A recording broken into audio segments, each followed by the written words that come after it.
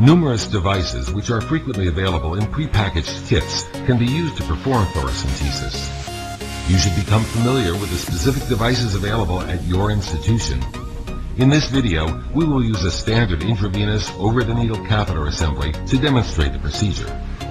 For sterile preparation of the site and administration of anesthesia, you will need a skin cleansing agent, sterile gauze, sterile gloves, a sterile drape, a hemostat, which is optional, 1 or 2% lidocaine, and a 10 milliliter syringe with a 22 to 25 gauge needle. For the collection of pleural fluid, you will need an 18 to 20 gauge over-the-needle catheter, a 60 milliliter syringe, and a 3-way stopcock. You will also need sterile drainage tubing, specimen tubes and a large evacuated container, and a sterile occlusive dressing.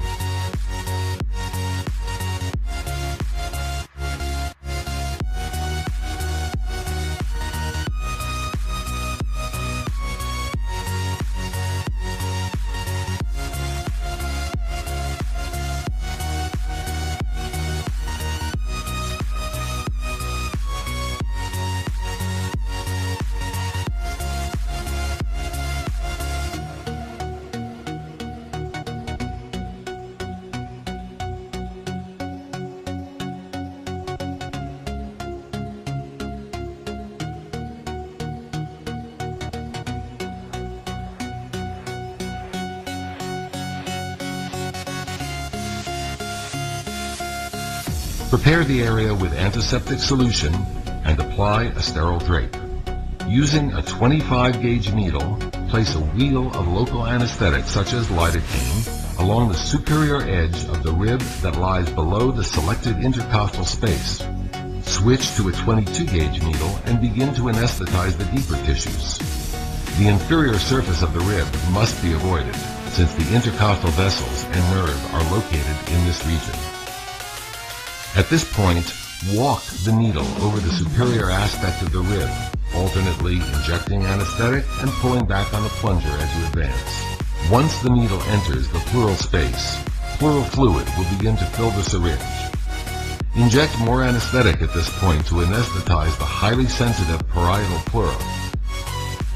Note the depth of penetration and then withdraw the needle. If available, a hemostat may be attached to the exposed portion of the needle to mark the depth of the pleural space. Attach an 18 gauge over-the-needle catheter to a syringe and advance it along the superior surface of the rib. Keep pulling back on the plunger as you proceed to the predetermined depth of the pleural space. Once fluid is aspirated, immediately stop advancing the needle and guide the plastic catheter over the needle. When the catheter is fully inserted, remove the needle as the patient exhales or hums. The exposed hub of the catheter should be covered immediately with your finger to prevent the entry of air into the pleural space. Next, attach the 3-way stopcock and large syringe to the catheter and continue to aspirate fluid. When this syringe is full, adjust the stopcock so that it is closed to the patient. The stopcock should be open to the patient only when fluid is being actively drained. If additional fluid needs to be drained for therapeutic purposes, attach the collection tubing to the stopcock and to the evacuated container. Open the stopcock to the patient and to the tubing and allow the evacuated container to fill. Generally, you should remove no more than 1,500 milliliters of pleural fluid.